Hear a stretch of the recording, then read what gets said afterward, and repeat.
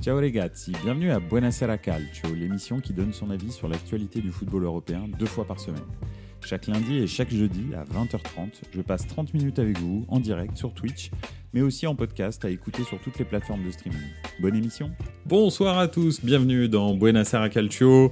Encore ce soir 30 minutes ou un peu plus peut-être pour débriefer le football européen. Ça me fait plaisir de vous retrouver, on ne s'est pas vu lundi soir.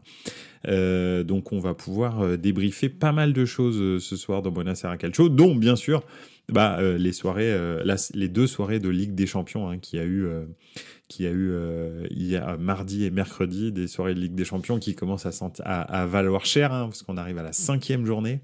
Donc voilà. On va parler un petit peu de ça. On peut aussi un petit peu, bien sûr, parler du championnat, de la journée de championnat qu'il y a eu un petit peu avant, avec grand plaisir. Bonsoir au JCRM, bonsoir à tous. Ce soir, je suis là. La semaine passée, à la même heure, je dormais déjà malade. Eh ben, dis donc. J'espère que ça va mieux. C'est cool. Merci d'être là en tous les cas. Je vais reprendre, bien sûr, les Buonasera Calcio le lundi soir. Vous en faites pas, c'était juste... temporaire pour des empêchements ponctuels. Donc voilà, je vais absolument reprendre tous les lundis et les jeudis, les soirs de Coupe d'Europe, sans aucun problème. Bon, ce soir, j'ai intitulé Buonasera Calcio l'émission Lens, Dortmund et Galatasaray. Pourquoi ? Parce que effectivement, c'est les 3 choses un petit peu marquantes que j'ai vues ces 2 derniers jours. Lens, le rêve prend fin, j'ai mis. On va en parler tous ensemble. Effectivement, je pense que là, le retour sur terre a été assez violent hier. Dortmund ne rate pas l'occasion, c'est aussi pour parler du groupe de la mort ou du groupe en or, comme dirait Philippe Genin. Donc voilà, le groupe du Paris Saint-Germain, du Milan, de Dortmund et de Newcastle, c'est le groupe le plus palpitant, je pense, un des groupes les plus palpitants, je pense, avec dans cette Ligue des Champions. Et puis enfin, Galatasaray va le faire. Et oui, je continue à suivre Galatasaray parce que je vous l'avais dit dès le début, dès le premier match de la Ligue des Champions. Effectivement, ils sont tout à fait en capacité de passer en 8e de finale parce que le dernier match contre Copenhague risque d'être... tout à fait à leur portée et Galatasaray joue très bien au football. Donc voilà, encore hier contre Manchester United, ils ont fait une prestation absolument renversante, c'est le cas de le dire. Donc je voulais un petit peu en parler. Voilà. Alors au JCRM qui nous dit le péno pour Paris à la dernière seconde, toujours pas digéré ici. Ouais. Après c'est vrai que je comprends, si tu veux on peut commencer à parler de ça. Je comprends tout à fait, mais c'est vrai que le Paris Saint-Germain est une des équipes en Europe, voire même dans le monde, qui s'est fait et vous me passerez l'expression, mais qui s'est fait fourrer le plus, je pense, en Coupe d'Europe, à tous les niveaux. Donc bon. Pour une fois, ça tourne un peu dans leur sens. C'est pas comme si c'était certaines autres équipes qui ont pu avoir des facilités avec les pénaltys, que je ne vais pas citer ici pour pas heurter la sensibilité des plus jeunes supporters hispanisants. Mais oui, effectivement, je pense que Paris, a pris son penalty là. Il y en a eu deux. Il y a eu 2 grosses situations, 3, voire même 3 d'ailleurs, parce qu'il y a aussi la faute sur Hakimi. Donc il y a 3 grosses situations de penalty, 2 pour des mains où effectivement le ballon touche le corps avant de toucher la main. Donc en théorie, il n'y a pas penalty. Et une pour la faute sur Hakimi, où là, je pense sincèrement que Hakimi est déséquilibré de façon irrégulière dans la surface. Donc, je pense que l'un dans l'autre, Paris aurait dû en avoir un. Malheureusement pour lui, l'arbitre VAR et l'arbitre d'ailleurs de centre a choisi le mauvais penalty. Donc ça c'est pas terrible parce que d'ailleurs l'arbitre VAR, vous avez vu, a été suspendu instantanément. Il devait arbitrer hier soir dans toujours la VAR d'un autre match de Ligue des Champions, et en fait il a été suspendu instantanément après le match du Paris Saint-Germain parce que effectivement ne pas voir que la balle est déviée par une partie du corps, en fait je sais pas, faut juste pas regarder la télé en fait. C'est simple, c'est pas compliqué, donc voilà, c'est comme ça. Bref. Revenons à Lens. Lens, donc on avait dit une prestation absolument incroyable contre Arsenal le premier match, une prestation relativement, on va dire, acceptable contre Séville, où ils font match nul. Et puis après, bah, ça commence à se compliquer avec le PSV Eindhoven. Et puis là, c'est la cerise sur le gâteau. Hein. C'est le pompon sur la Garonne. Je sais pas, je pourrais continuer des expressions pas terribles comme ça.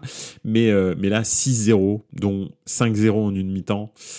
Ça commence à piquer et tout d'un coup, le retour sur terre que je pensais être... j'en avais parlé avec d'ailleurs un ami lensois. Je lui disais, si vous sortez des poules, c'est vraiment chaud. Avant le début des poules, je pense que pour moi, ils devaient marquer 2 points. Bon, ils en ont marqué un petit peu plus, donc déjà, c'est déjà pas mal. Mais je les voyais bien faire un match nul contre le PSV, un match nul contre Séville. Donc, c'est déjà bien, ils ont fait mieux que ça. Donc voilà, mais oui, je pense que ça va être très compliqué. Le dernier match contre le FC Séville va être très très compliqué pour aller chercher la Ligue Europa contre le FC Séville qui est le spécialiste numéro 1 de la Ligue Europa. Donc voilà, de la troisième place en Ligue des Champions. En gros, hein, dès que t'as Séville dans un groupe, t'es quasi sûr que c'est Séville qui termine à la troisième place. Donc voilà, donc je sais même pas pourquoi on discute. Donc voilà. OJCRM qui nous dit d'ailleurs dans ce groupe les 3 peuvent encore se qualifier même si le Milan c'est cata en ce moment. Oui, c'est vrai, mais on parlait d'un autre groupe là, on parlait de Lens, mais on va y venir après dans le groupe de Dortmund si tu veux, on va passer. Je vois que Lens ça t'embête, donc on va arrêter. mais en l'occurrence donc oui, Lens ça va être très compliqué de se qualifier pour la Ligue Europa. Après, franchement, ils ont déjà vécu leur soirée de rêve hein, en gagnant contre Arsenal. Voilà, c'est très très bien. Bon là, ils sont rentrés, ils avaient les fesses toutes rouges. Hein, voilà, donc ça arrive dans le foot. Lens était Lens était encore en course. Mais bon, c'est comme ça. C'est un apprentissage. Au JCRM, je pense pas. Moi, je pense que Lens va le faire. Ok, bah écoute, j'espère. Hein, franchement, ce serait bien pour eux. Bien et pas bien, parce que je sais pas si Lens a vraiment tout ce qu'il faut pour jouer la Ligue, la Coupe d'Europe encore au mois de février, mais février-mars quoi. Mais bon, écoute, effectivement, il est très possible qu'il le fasse parce que c'est vrai que le FC Séville est quand même pas du tout au niveau de ce qu'il a été ces derniers temps. Même s'il a énormément d'expérience, même s'il a des joueurs comme Sergio Ramos, Jesus Navas, etc. Voilà, c'est compliqué. Penalty pour l'OM là, à l'heure actuelle, tout de suite maintenant, en direct. Eh ben écoute, je te souhaite que ça fonctionne. J'espère que ça va aller. C'est quoi le score? C'est 0-0 pour l'instant. Bref. Quoi qu'il en soit, c'est marrant, c'est un très beau jeu de mots, mais quoi qu'il en soit, voilà, le Lens aura fait sa campagne de Ligue des Champions, aura eu son moment de gloire, et ça c'est déjà pas mal parce que ils auraient très bien pu faire justement comme un club qui joue en ciel et bleu pendant trop longtemps, c'est-à-dire ne faire que de la figuration. But d'Aubameyang, bravo, c'est bien, tu vois, il est jamais trop tard hein, avec Aubameyang, on sait jamais, ça va peut-être le relancer. En tous les cas, oui, Lens a eu son heure de gloire. Ils auraient très bien pu prendre 0 points comme l'OM l'a fait malheureusement trop souvent en poule de Ligue des Champions. Donc voilà, donc c'est déjà très bien. Ils ont marqué les esprits. Ils ont offert une superbe soirée à leurs supporters. Maintenant, s'ils arrivent à accrocher l'Europa League, ce sera déjà fantastique. Donc voilà. Et si c'est pas le cas, ils auront pris des sous, vécu des moments d'expérience assez incroyables, et c'est le plus important. Donc voilà. Voilà un petit peu Lens le rêve prend fin. Voilà, c'est tout. Et puis Arsenal qui pour un premier retour en Ligue des Champions se débrouille très très bien. Hein. Franchement, vraiment impressionnant. On va voir en 8e de finale. C'est là où on va voir un petit peu ce qu'ils valent réellement. Donc voilà. Non, ça va être intéressant. On va passer au groupe de Dortmund, de Milan, de Newcastle et du Paris Saint-Germain. Donc Dortmund ne rate pas l'occasion, effectivement. Milan s'est présenté contre Dortmund avec une équipe énormément amoindrie par les blessures. Milan est le club en Europe qui a le plus de blessures musculaires depuis le début de saison. Hein. Je crois qu'il y a 21 joueurs sur 28 qui ont été blessés musculairement au Milan depuis le début de saison. Donc c'est absolument... Égalisation de l'Ajax dans la foulée, nous dit OGCRM. En plus, je commente le match en direct. Ah bah, disons, je suis absolument désolé pour toi et pour les supporters de Marseille. Mais bon, écoute, au moins, ça annonce, c'est peut-être annonciateur d'un superbe match, hein, un match un peu foufou. Ça peut être marrant. Donc oui, je disais, Milan est l'équipe en Europe qui a le plus de blessures musculaires, 21 joueurs sur 28 hein, qui ont été blessés au niveau musculaire. Donc on avançait sans Leao, sans notre milieu de terrain, etc. Bon bref, je vais pas tous les citer, mais il y avait une dizaine de joueurs qui étaient absents. Donc on a fait ce qu'on pouvait avec ce qu'on avait. Et je trouve sincèrement que Milan s'en est plutôt bien sorti dans le match. Le résultat, pas du tout. Et c'est ça qui est bizarre, c'est qu'en fait, si je repense au match, j'ai l'impression que Milan a dominé ce match, a eu beaucoup plus d'occasions, etc. Mais ce qu'on n'arrive pas à faire en Ligue des Champions, c'est marquer des buts en fait. Parce qu'au match aller aussi, on a eu beaucoup d'occasions. Contre Newcastle au match aller, on a eu énormément d'occasions. Donc, en fait, c'est vraiment triste parce que ce n'est pas une question de création de jeu, etc. C'est vraiment une question de finition. Donc voilà, c'est encore maintenant, hein, parce que j'y ai repensé. Alors, le jour du match, je pense que j'étais pas très très lucide, mais là maintenant, il s'est passé 2 jours et je suis persuadé que Milan a dominé ce match de la tête et des épaules et aurait dû le gagner. Et peut pas prendre 3-1 comme ça, alors que tu as 15 tirs cadrés ou un truc comme ça. Enfin, c'est pas possible. Donc, voilà. C'est comme ça, malheureusement. On n'avait pas les joueurs. Milan veut investir lourdement à l'intersaison, a priori, sur un attaquant et sur un milieu de terrain. Et sur un défenseur, pardon, parce que Thio s'est blessé, on a quand même Kier qui est blessé, Kaloulou qui est blessé, bref, il n'y a plus qu'un seul défenseur central, c'est embêtant. Donc voilà, et d'ailleurs c'est pour ça que Krunic a terminé en défense centrale. Bref, Dortmund, eux, en revanche, bizarrement, alors que depuis le début du groupe, et je pense que je suis pas tout seul, mais depuis le début du groupe, je pense quand même que Dortmund, tout le monde le voit 4e, et finalement Dortmund, c'est les premiers à être qualifiés. Donc ça, c'est quand même la grosse cote, la grosse surprise. Honnêtement, hein, je m'attendais pas à ça, vraiment pas. Donc voilà. En parlant du Milan AC, votre ancien joueur Rebic, il a pris 5-0 contre Bruges. Ouais, le pauvre. Pipovici, salut, ça fait plaisir que tu sois là. Salut, oui, le penalty de Giroud nous a plombé direct et Thio nous a achevé le moral. Effectivement, tu as tout à fait raison. Je pense aussi que effectivement, si au bout de 5 minutes, Milan mène 1-0, c'est complètement différent d'être mené 1-0 au bout de 9 minutes à domicile. Donc c'est vrai que Giroud, je pense, est quand même assez responsable de ce qui s'est passé mardi soir. Ça, je suis tout à fait d'accord. Et Hummels, il tient la route un peu trop encore aussi. Ouais, Hummels a fait un match absolument stratosphérique contre Milan. Ça, c'est vrai. Et a priori, c'est pas son premier.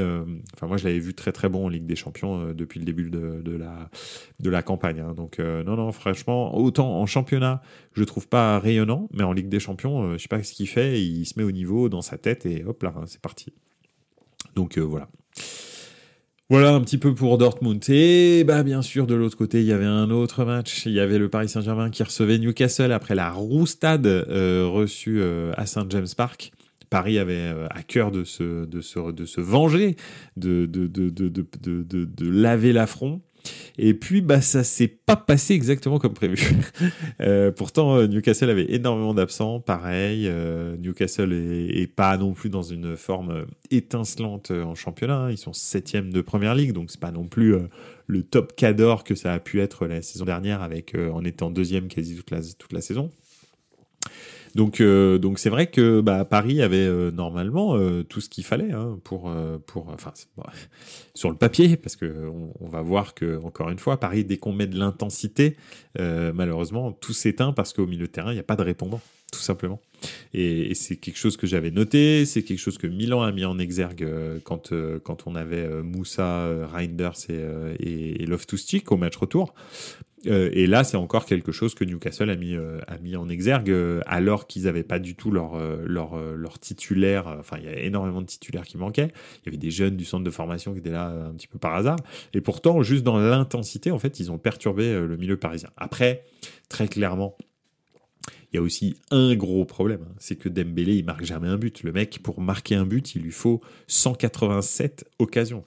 Et ça, c'est quand même dramatique, parce que c'est clair que si Dembélé, il marque la moitié de ses buts là, hier, Paris gagne, je sais pas, 4-0. Donc, ou 4-1, bon, en l'occurrence. Mais c'est pas ce qui s'est passé. Dembélé est passé vraiment complètement à travers. Donc voilà. Le jeune de 17 ans de Newcastle, il est trop fort. Je l'ai vu jouer contre Chelsea et Paris, j'aime beaucoup. Ouais, c'est clair, je suis d'accord. Mais tu parles de qui? Gordon? Celui à gauche? Ce qui est dommage dans ce groupe, c'est que je vois 4 équipes méritantes. Ah oui, oui, non, t'as raison. Toutes les équipes ont fait des bons matchs à un moment ou à un autre de la campagne. Et celui qui a été le plus constant, c'est Dortmund, qui a fait l'exploit d'aller gagner à St. James Park et l'exploit d'aller gagner à Milan. Donc oui, très clairement, effectivement, c'est finalement logique que Dortmund se qualifie. Paris n'a pas réussi vraiment à s'imposer ni à la maison ni à l'extérieur. Ils ont fait une grosse prestation à l'aller contre Milan, mais c'était pitoyable au match retour. Et puis Newcastle a démarré très très fort, un petit peu comme Lens, et puis s'essouffle un petit peu là sur la fin. Donc en tous les cas, moi je dois Miley Lewis et et Livramento, absolument, tu as tout à fait raison. Oui, parce que Gordon, il est un peu plus, il me semble. Ah bah oui, parce qu'il joue en espoir, Gordon, il a 20 ans, je crois. Gordon, c'est pour moi, moi je l'adore, lui. Donc voilà. Livramento, il fait un sacré numéro devant la surface là sur le but. Hein. C'est quand même, il le regarde tous passer en fait. C'est assez hallucinant. Mais bon, bref, passons. Oui, donc ouais, moi aussi je suis fan. Si tu vois, lui, si on peut le recruter à Milan, là c'est bien. Mais bon, c'est un sacré prix, je pense. Donc voilà. Mais oui, Paris, je sais plus ce que je disais. Donc je vais arrêter de vous dire que je savais ce que je disais, parce que c'est pas le cas. donc voilà. En tous les cas, oui. Oui, non, ce que j'allais dire. Voilà, ça y est, j'ai retrouvé j'ai retrouvé le fil. Bah voilà, c'est tout. Ici, il suffisait de réfléchir un petit peu. Moi, personnellement, en tant que supporter milanais, d'ailleurs, Pipovici, j'aimerais bien savoir ce que t'en penses, et même au JCRM, mais je serais très satisfait si Milan accrochait la Ligue Europa. Parce que j'ai vraiment envie de voir Milan à ce niveau-là. Je pense que le Milan a plus le niveau de faire une belle épopée en Europa League que de faire une belle épopée en Ligue des Champions. Donc voilà, vraiment, j'ai hâte de voir ça. J'aimerais beaucoup que Newcastle n'aille nulle part, soit quatrième du groupe. Et puis, pas parce que je les aime pas, c'est parce que s'ils sont pas quatrième, ça veut dire que Milan est quatrième. donc voilà. Et Paris, très honnêtement, je pense qu'ils vont le faire, juste prendre un point pour assurer la qualification, ils vont le faire. Après, est-ce que en gagnant à Dortmund qui est déjà qualifié, est-ce que ils iront aller chercher la victoire pour terminer premier du groupe, pour potentiellement ne pas prendre un gros, ou en tous les cas pas un trop gros, parce que on sait bien qu'en Ligue des Champions, des fois, il y a des gros qui se trouvent, et souvent Paris, quand ils terminent premier, ils prennent le gros qui se trouve, t'es sûr et certain, à cause du nombre de clubs français en lice, avec ce tirage au sort où les joueurs entre eux ne peuvent pas les pays entre eux ne peuvent pas se rencontrer. Paris prend quasi à chaque fois un gros en huitième de finale, parce que en fait, comme ils sont tout seuls à être français, en fait le tirage au sort, c'est toujours pour eux, quoi. Donc voilà. Pope, il leur a fait du gros boulot à Newcastle pendant toute la poule. Oui, ça c'est vrai, c'est un bon goal, franchement. Et Pipovici, oui, il faut continuer l'Europe. Quatrième, ce serait désastreux, on a un bel effectif. Au JCRM qui dit, non, si Paris fait nul et Newcastle gagne, Newcastle passe. Ah oui, c'est vrai. Ah oui, alors oui, bon, là, faudrait vraiment 8 points chacun, mais Newcastle passe à la confrontation. Ok. Ouais, effectivement. Ouais, effectivement. T'as raison. Écoute, on verra bien. on verra bien. En tous les cas, c'est quand même un match, c'est quand même un groupe de fous où tout est possible encore sur la fin.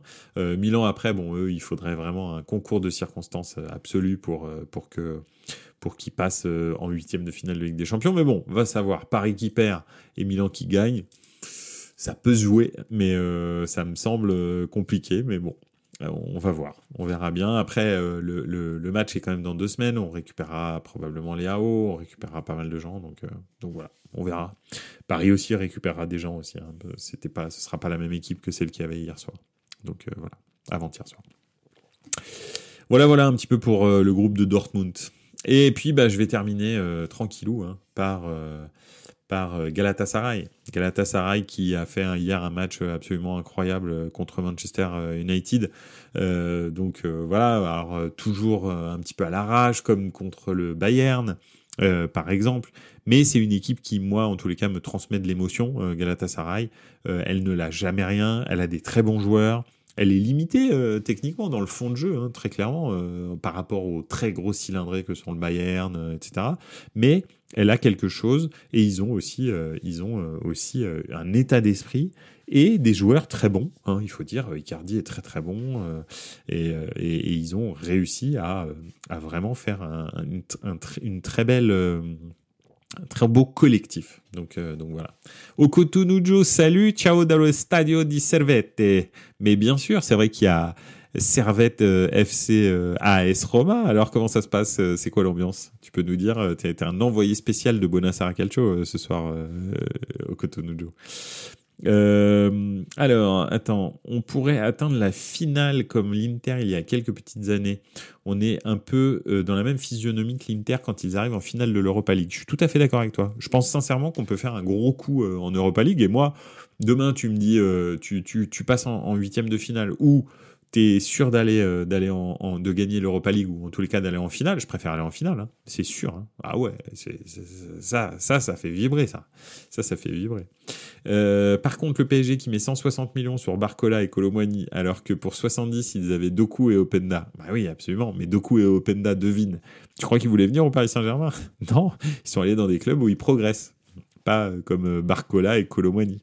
C'est ça le truc. La petite magie qu'il y a là-dedans. Quel match il était beau, ouais, le match de Galatasaray était fou, c'est vrai. Au JCRM, Ziyech, j'étais trop heureux pour lui, je surkiffe ce joueur. Ouais, c'est vrai, c'est un sacré caractère, Ziyech. C'est même un caractériel tout court, mais c'est clair que c'est un très beau joueur. Il est capable du meilleur, franchement, et comme du pire aussi d'ailleurs, mais plus dans son comportement au jour le jour dans ses clubs. Mais vraiment du meilleur, quoi. Je me souviens de sa saison avec l'Ajax quand on l'a découvert. C'était stratosphérique, vraiment stratosphérique. Donc voilà, ouais. Et puis même à Chelsea, il a quand même eu une bonne période quand même. Donc voilà. En plus, Galatasaray, ils ont fait un super match alors que United a un super gardien. Effectivement. Voilà, c'est dur, franchement. C'est dur quand même, le gardien de United. Le pauvre, c'est pas facile. Là, je pense pas qu'il s'attendait à ça quand même. Je pense qu'il avait anticipé beaucoup de choses, mais pas ça. Ça va être. C'est vrai que la boulette d'Onana, tu l'attends à chaque match, ouais, absolument. Alors que c'est un très bon gardien. Enfin, je veux dire, la saison qu'il a fait, justement avec l'Ajax, les saisons qu'il a fait avec l'Ajax, et la saison qu'il a fait la saison dernière avec l'Inter, c'était stratosphérique. Vraiment, il était très très bon. Il a un jeu au pied magnifique. Le gros souci, c'est que son jeu au pied, personne l'utilise parce qu'à Manchester, de toute façon, il y a tellement des défenseurs en bois que le problème, c'est qu'ils n'arrivent pas en fait à faire une relance propre. Ce qui fait qu'il essaye de jouer une fois, deux fois avec Maguire et consort. Et puis à un moment donné, il met une sacoche dans le bidule parce que de toute façon, sinon, en fait, la balle, elle va tourner là pendant 15 minutes. Donc il y a un moment, tu vas jouer en hauteur, en longueur, en profondeur, et puis tu pries pour une déviation. Et c'est ça le gros souci. Il faut le problème, c'est qu'ils n'ont pas les joueurs pour que Onana s'exprime pleinement en fait dans son jeu au pied, parce que c'est finalement ça, c'est quand il est protagoniste du jeu, qui joue très très haut en dehors de sa surface, qu'il est bon et qu'il arrive à anticiper les coups, à gêner la progression des joueurs, etc. On va dire que Onana, c'est ce type de gardien qui anticipe un petit peu comme Mike Maignan, qui souvent en fait, évite que les actions se passent par le placement qu'il donne à ses défenseurs et le jeu que lui a d'ailleurs sans ballon, qui bloque certaines passes, certaines capacités de partir dans le dos, etc. Donc c'est aussi ça le truc. Et en fait, à Manchester, on lui donne absolument pas l'opportunité de faire ça. Il est obligé de faire goal comme De Gea, en fait, alors qu'il n'a pas du tout les mêmes caractéristiques que De Gea. Donc c'est ça le gros souci. Au JCRM qui nous dit c'est bizarre Onana, bon à l'Inter, nul à United, Sommer, nul au Bayern, excellent à l'Inter, comme quoi trouver le bon club ça compte. Ou alors c'est parce que tout le monde devient bon à l'Inter. Confère Çalhanoğlu par exemple. Mais bon, bref, il faut quand même avouer certaines choses de temps en temps, même si bien sûr vous savez ce que je pense de nous cousins Oni. Voilà. Au JCRM, à l'inverse, Donnarumma, faut pas le faire jouer avec ses pieds. Absolument. Voilà, tout à fait. Donnarumma, c'est simple. Tu lui demandes de mettre des sacoches, et puis sinon, bah, tu lui passes pas la balle. Voilà, c'est réglé. Mais ce que fait Enrique, c'est-à-dire lui demander de relancer court, etc., alors que très clairement, il n'a pas les capacités pour le faire, franchement, il faut arrêter aussi, parce que le pauvre, en fait, tu le mets en galère en permanence, et tu le fais pas briller pour ce qu'il est bon, c'est-à-dire des arrêts sur la ligne, et ramasser des dollars par terre. Donc voilà, c'est ça. Il a deux trucs où il est pas mauvais. C'est essentiellement ça. Pipovici, il faudra faire une rubrique sur ses gardiens annoncés les meilleurs au monde et 2 mois après sont des chèvres. Donnarumma et Edouard Mendy, tu sais que j'allais en parler. Kepa, alors là, lui, ouais, De Gea, ouais. Franchement, je suis d'accord avec toi sur Donnarumma, Edouard Mendy, Onana. Vraiment, je suis tout à fait d'accord. Kepa et De Gea, c'est autre chose. Kepa, en fait, c'était un super prospect qui, dès qu'il a été transféré de son club en Espagne à Chelsea, a été une catastrophe. Donc, c'était compliqué de dire que c'était le meilleur gardien du monde. Et ensuite, De Gea, il était pas mauvais. Quand il est arrivé à Manchester, le football était différent et il était très très bon parce que à l'époque, les goals étaient vraiment différents, c'est-à-dire jouait beaucoup moins avec les pieds et surtout, il était dans une équipe dominante quand il est arrivé. Ce qui fait qu'en fait, lui, tout ce qu'on voyait, c'est que de temps en temps, il faisait des arrêts exceptionnels sur la seule occasion qu'il allait subir. Et puis ensuite, ça a commencé à tourner, parce que Manchester est devenu une équipe pas du tout dominante, beaucoup plus dominée. Ce qui fait qu'il a commencé à avoir un volume de tir et des interventions beaucoup plus fréquentes. Et là, on a commencé à avoir le problème avec De Gea, qui est pas un goal qui est fait pour ça et qui n'est pas du tout protagoniste du jeu. Et le football a évolué aussi à un moment donné. Voilà quoi. 2-1 pour Marseille, Mbemba, bravo. Okutunujo, quand tu veux, hein, tu nous fais une petit reportage là du stade de Genève, hein, avec grand plaisir pour savoir combien il y a, quelle est l'ambiance, etc. Est-ce que t'es avec un fumier torse nu au milieu des ultras ou pas, voilà, faut pas hésiter. Hein. Donc voilà, n'hésite pas.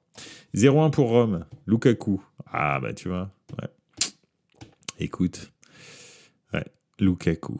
Bon bah écoute, au moins il aura servi à ça. Marqué au stade de Genève, c'est déjà pas mal. Donc voilà. En tous les cas, Galatasaray, probablement, dernier match contre Copenhague, il mérite de passer et je pense que ça va être la petite surprise de la Ligue des Champions de cette année. Je pense sincèrement que ce serait tout à fait possible que Galatasaray passe même en quart. Ça dépend du tirage, mais vraiment. Franchement, vraiment pas mal. Donc voilà. Je vais réagir à ce que dit Pipovici. Les Italiens à part Milan sont tous dans le coup. Effectivement, c'est vrai. Et la Lazio, incroyable, ça craque pas. Ouais, c'est vrai qu'ils sont revenus absolument. Et puis, Immobilier qui rentre en cours de match marque un doublé. Bravo. Le truc, c'est... il faut que... Le problème, c'est que tu te dis, est-ce que... Alors, en Europa League et en Conference League, ça on verra pour les clubs italiens, mais en Ligue des Champions, est-ce que à part l'Inter, qui, franchement, pour moi, est quand même en taille patron, hein, je le dis depuis le début de saison, mais ils sont bien partis pour aller la chercher, cette Ligue des Champions, et faire un doublé avec le championnat. Je pense qu'ils ont les armes pour répondre à n'importe qui, même si hier, il avait changé quasi toute l'équipe, il y avait un titulaire, hein, je crois. Donc, tu peux pas te baser là-dessus, et même avec un seul titulaire, ils ont réussi à faire cette égalisation et prendre un point. Donc voilà, donc je pense que le problème, c'est que les clubs italiens, effectivement, en Ligue des Champions sont là, mais ni Naples, ni la Lazio, je les vois passer les huitièmes. Très honnêtement, ça va être très compliqué de faire autre chose. Oui, ils vont passer, probablement, ils vont aller en huitième, mais je pense que ça va s'arrêter là. Il n'y a que l'Inter, vraiment, qui a les capacités à l'heure actuelle en Italie pour aller un petit peu plus loin et pour jouer la gagne. Donc, ce qui manque, c'est ça, c'est d'avoir 2-3 équipes comme l'année dernière, qui pouvaient jouer la gagne. Là, malheureusement, cette année, ça s'est un petit peu calmé. Mais après, allez savoir, une petite Europa League pour la Roma, une petite Conference League pour je ne sais trop qui encore, ça pourrait être intéressant. Donc voilà. Le Real facile avec une liste de blessés de fou aussi. Ouais, bon, de toute façon, le Real, c'est avec des champions, hein. Et puis le problème, c'est que le fond de jeu de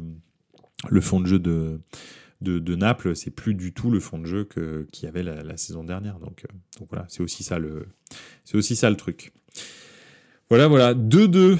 Eh ben, dis donc, c'est fou ce match. Tu sais que là, je vais terminer Buonasera Calcio et devine ce que je vais faire ? Bah, je vais regarder le match. Carrément, hein, parce que là, tu me teases un petit peu. Hein. Franchement, voilà. Au stade de Rome, au stade de Genève aussi, j'ai un ami, j'ai 2 amis romains qui sont en train de regarder le match aussi. Et ça fait plaisir pour eux qu'ils mènent 1-0. Je pense qu'ils vont être on fire. Nicolas et Michele, si jamais vous m'entendez, ça me fait plaisir pour vous que vous y soyez. J'espère que ça va bien se terminer pour vous. Désolé pour les supporters du Servette, hein, mais voilà. Et puis désolé pour Rocco Tonuccio parce que lui il est supporter du Servette. Bon, et du football italien. Alors quelque part au fond de lui, il doit être un petit peu content quand même. Voilà. Est-ce qu'il y a de beaux matchs ce week-end ? Alors, première question, je vais répondre à ça. Est-ce qu'il y a de beaux matchs ce week-end ? Ça, c'est une très bonne question. Nous allons le découvrir ensemble. Alors, je pense qu'il y a moyen qu'on s'amuse quand même pas trop mal. Bon, en championnat de France, hein, on va pas faire des folies, je vous le dis tout de suite. En championnat d'Angleterre, il y a un Newcastle-Manchester United samedi qui peut être sympa. En championnat d'Espagne, rien de fou. En championnat d'Allemagne, c'est pareil, c'est pas foufou samedi, hein, je parle de samedi là pour l'instant. Championnat d'Italie, pas foufou. Samedi, c'est pas génial. Donc on va passer au dimanche et on va regarder un petit peu. Le dimanche, eh bien, Marseille-Rennes à 20h45 quand même, ça peut être intéressant, enrichissant en tous les cas, plein d'informations. Ah, bah bien sûr, à 17h30, il y a un Manchester City-Tottenham. Tottenham qui est en perdition depuis que Maddison s'est blessé, mais enfin quand même, ils ont fait un très très bon début de saison, donc ça peut être très sympa. 17h30 dimanche, Manchester City-Tottenham, vraiment sympathique. À 21h, voilà, en fait, tout se passe le dimanche. 21h en Espagne, FC Barcelone, Atlético Madrid. L'Atlético est vraiment super chaud. Le Barça, c'est pas ça dans le fond de jeu. Donc voilà, Griezmann, je pense, fait une des saisons de sa carrière. Donc ouais, ça peut être vraiment bien. Voilà, en fait, dimanche, tout est là dimanche. Regardez pas le foot samedi, ça sert à rien. Dimanche, en revanche, en championnat d'Allemagne, Bayer Leverkusen, Borussia Dortmund. Donc à 17h30 aussi. 17h30 va y avoir du monde. 17h30, City, Tottenham et Bayer Leverkusen, Borussia Dortmund. Donc vraiment très très sympa. Et enfin, on terminera en apothéose cette journée avec un Naples-Inter Milan, le 4e contre le 1er à 20h45. Donc voilà. Voilà, vous voyez, autant effectivement... les matchs du samedi et du vendredi d'ailleurs, parce qu'on va regarder, mais il y a quelques matchs quand même le vendredi. Ouais, un Reims-Strasbourg, un truc comme ça, ouais, non, pas terrible. Donc voilà, vraiment c'est tout se jouera dimanche. Donc si vous devez faire des sacrifices dans votre couple ou je sais pas quoi d'autre, ce sera dimanche, ce sera pas samedi, ce sera pas vendredi. Tirez un trait sur vendredi et samedi et comme ça vous avez tout votre dimanche pour dévorer du football de très très haut niveau. Donc voilà. Ça c'était pour les beaux matchs de ce week-end, donc pas mal, Borussia Dortmund, Bayer Leverkusen, Manchester City, Tottenham, Inter, Naples et Barça, Atlético Madrid. Donc franchement très sympa, franchement un très bon dimanche. Pioli va être viré, tu penses ? Je pense que effectivement là, si contre Frosinone, il y a un Istrou, il saute, ça c'est sûr. Le gros souci c'est que je sais absolument pas qui pourrait venir à Milan. en cours de saison avec autant de blessés, etc. Honnêtement, je sais pas qui accepterait une mission suicide comme ça. Conte, c'est sûr que non. Et puis moi, honnêtement, j'ai vraiment pas envie. Et donc voilà, non, franchement, c'est pas. J'ai du mal à imaginer quel entraîneur viendrait. Alors, il parlait d'Igor Tudor, il parlait de gens comme ça, de Zerbi, tout ça. Mais tout ça, tu peux pas les débaucher comme ça là au mois de décembre. Donc je sais pas. Faudra voir. On verra bien. Et puis De Zerbi, je crois qu'il veut vraiment rester en Serie A, en Première Ligue. Question, en parlant d'Italie, un mot sur la purge Juve versus Inter. Ouais, effectivement, c'était encore pas une super pub pour le championnat d'Italie. Malheureusement, quand je dis pas encore, c'est encore un match de la Juve où c'est pas une super pub pour le match du championnat d'Italie. Parce que, bon, la Juve était clairement venue pour subir et contrer.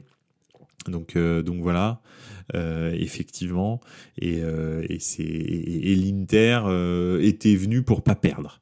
Donc c'est assez compliqué. L'Inter c'est la même chose. Ils aiment pas avoir la balle et dominer tout le temps. Ils aiment bien avoir des phases de transition où ils récupèrent les ballons haut. Et avec la Juve c'est quasi impossible. Donc au première mi-temps ils ont un petit peu essayé. La première mi-temps était quand même relativement enlevée, mais après effectivement la deuxième mi-temps était très compliquée. Donc voilà, donc c'est vrai que c'est pas une super pub. Après, je comprends la position des deux équipes. Voilà, la Juve, c'est pas dans son ADN de jouer comme ça. J'espère que la saison prochaine, justement, a priori avec Conte et Platini peut-être en tant que dirigeant, hein, c'est ça qui a été annoncé aujourd'hui, hein, il me semble. Hein, Conte comme entraîneur à la place de Allegri. Et Michel Platini comme président de la Juventus, ce serait pas mal. Ce serait pas mal. Bah, j'espère pas, parce qu'il dit au JCRM, arrête, ça parle de prolonger Allegri. S'ils font ça, franchement, je comprends pas le projet. Je ne comprends pas le projet en 2023 de prolonger Allegri. Mais bon, bref. Surtout que son fils spirituel ou père spirituel, je sais pas, Agnelli, il est parti, donc ça y est, quoi. On s'en débarrasse. Allez, bisous, bonne journée, quoi. Mais bon, bref. Donc oui, j'espère que ça va changer avec Conte et voilà, c'était pas un super match, c'était quand même une plutôt bonne première mi-temps, j'ai trouvé. Deuxième mi-temps, effectivement, tout le monde s'est regardé en chien de faïence et c'était un petit peu relou. Donc voilà, et la Juve s'est dit, l'Inter s'est dit, bah tu veux pas jouer, moi perso je suis premier du championnat, hein, si on fait match nul ça me va. Hein. Donc c'est ça aussi, c'est le gros problème, c'est qu'à un moment donné, quand t'es en face de toi, t'as personne qui est protagoniste du jeu, bah il y a un moment t'arrêtes parce que tu te dis, je fais le jeu de l'autre en fait. Donc j'arrête quoi. Vu que je suis premier, c'est pas à moi d'aller chercher les trucs. Puis les déclarations d'Allegri, vous l'avez entendu celle-là. Je pense que passer devant l'Inter nous aurait fait du mal. Non mais en fait, il faut que tu arrêtes de jouer au football et que tu arrêtes d'essayer de gagner des titres, toi en fait. Enfin, il faut qu'il arrête le foot en vrai. Bref, voilà. Allegri il l'annonce en Angleterre. Bah allez. Ce serait bien, hein. Mais je sais pas, peut-être en deuxième division, en championship, c'est possible. Donc voilà pour Juve Inter, oui, c'est vrai que c'était pas génial. Et toi, tu as vu donc Pipovici une possible abatté Zlatan en duo. Franchement, j'aimerais pas. Je veux un coach qui a un projet de jeu. Abatté, il est gentil, il a entraîné 6 mois la Primavera. Je l'adore, hein, mais j'aime Abatté d'amour. Hein. Mais voilà, et Ibrahimovic qui soit dans l'encadrement du club, c'est génial. Pour qu'ils mettent des tatanes à ceux qui n'ont pas compris qu'il faut travailler et respecter le maillot. Mais en revanche, c'est pas un entraîneur. Je pense pas que techniquement, il a ce qu'il faut. Donc voilà. Il veut venir à Lyon, Allegri. Raoul au Milan, tu kifferais bien. Écoute, je sais pas, parce que pour l'instant, il entraîne que la Segunda, hein, c'est ça, il me semble. La Castilla. Qui joue en Segunda. D'ailleurs, donc la Castilla il se débrouille très bien apparemment, mais pour l'instant il n'a pas entraîné de club à très haut niveau. J'aimerais bien qu'il fasse un peu comme Xavi Alonso, Raoul, tu vois, entraîner un club de moyen calibre style le Bayern, et puis ensuite passer à du gros calibre comme Milan, l'Inter, le Bayern, je sais pas, tu vois, des trucs comme ça quoi. Donc ça, ce serait bien. des coachs comme ça que tu prends de n'importe où, qui ont aucune référence en plein milieu de saison, je suis pas sûr. Moi, c'est pas trop mon délire. Donc voilà, je préfère des coachs voilà, tu vois, tu me dis Italiano vient, il part de la Juve, il part de la Fio, il vient, mais moi je dis oui à 2000%. Italiano, je sais, il va arriver, il a déjà un plan, il sait ce qu'il va faire, etc. En plus, il a les joueurs pour à Milan. Donc ça, oui, je suis grave d'accord. Il était pressenti à l'Union Berlin, Raoul, mais pas été choisi. Les équipes ont peur de le prendre. Ouais, après, putain, heureusement qu'il n'a pas été pris par l'Union Berlin. Hein. L'Union Berlin, c'est 16 matchs d'affilée sans victoire. Hein. Moi, j'y vais pas. Hein. C'est sûr que non. Hein. C'est trop. c'est beaucoup trop. Donc voilà. Mota. Voilà. Mota, ils en ont parlé à Milan. Voilà, bah ça, tu vois, Mota, ce serait très très bien. Donc voilà. Ah ouais, ça, effectivement. Italiano, il peut venir à la Juve. On a l'effectif. Je sais pas. Non, en tous les cas, c'est toujours mieux que ce qu'il a à la Fio. Donc oui, je suis sûr qu'il les ferait jouer vraiment très bien. Et Shevchenko a été refusé. Non, mais Shevchenko, il est gentil, mais ce qu'il m'a montré au Genoa, tout ça, non, avec l'équipe d'Ukraine, tout ça, non, c'est pas un coach. Enfin, c'est pas un bon coach. C'est comme Inzaghi. C'est pas parce que tu t'appelles Inzaghi ou Shevchenko que t'es un bon coach. Ou Gattuso. T'es un coach. C'est déjà pas mal, mais t'es pas un bon coach. Donc voilà. Italiano, c'est un bon coach. J'espère qu'Italiano viendra au Milan. Franchement, ce serait vraiment cool. C'est un super coach qui mériterait un meilleur club. Absolument, je suis d'accord avec toi. Et je pense que sa philosophie colle plus à celle du Milan qu'à celle de la Juve, sans vouloir te déplaire, mon très cher OJCRM. Celui de Nice, on prend aussi. Celui de Nice, celui-là, il colle à la Juve. Là, il faut Farioli, effectivement. Là, ça, c'est un coach da Juve. Ça, c'est un coach da Juve. Ouais. Donc voilà. Italiano, c'est plus un coach da Milan. Donc, voilà. Bref, voilà un petit peu. On a un peu dévié et c'est ça qui est cool. Ça me fait très très plaisir de parler de ça avec vous. Écoutez, pour ce soir, on va s'arrêter là. On va regarder tous ces matchs fantastiques de dimanche. Et puis, vous savez ce qu'on va faire. On va débriefer tout ça lundi. Donc voilà, lundi soir, ça va être cool. J'ai hâte de vous retrouver. Écoutez, en attendant, je vous souhaite une excellente semaine de foot. Je vous souhaite une excellente semaine dans votre vie. Merci encore pour votre soutien. C'est un plaisir à chaque fois de parler football avec vous, de partager cette passion et tout ça. Et oubliez pas samedi. Qu'est-ce qu'il y a samedi ? Qu'est-ce qui se passe samedi ? Raconte-nous au JCRM parce que là j'ai raté un truc. Samedi, il y a le tirage. Ah oui, c'est vrai, il y a le tirage de l'Euro 2024 et l'Italie est dedans. Oui, ça va être cool. Non, ça va être cool. Effectivement. Ça peut être pas mal. Il peut y avoir un petit France-Italie dans les poules. Ça peut être sympa pour Buonasera Calcio. Donc voilà, 18h. Ouais, pas de souci. Ça marche, on y sera. Je crois que c'est en direct sur Bein, je crois. Italie, poule de la mort, obligé. Bah oui, c'est clair. C'est comme ça que ça marche. Hein. T'as tout à fait raison. Bon, bonne soirée à tous. Vraiment, merci encore pour votre soutien. Ça me fait plaisir. Et on débriefe tout ça, le tirage au sort et les fabuleux matchs de dimanche, lundi. Voilà. Allez, ciao les gars. Ciao, ciao. À bientôt.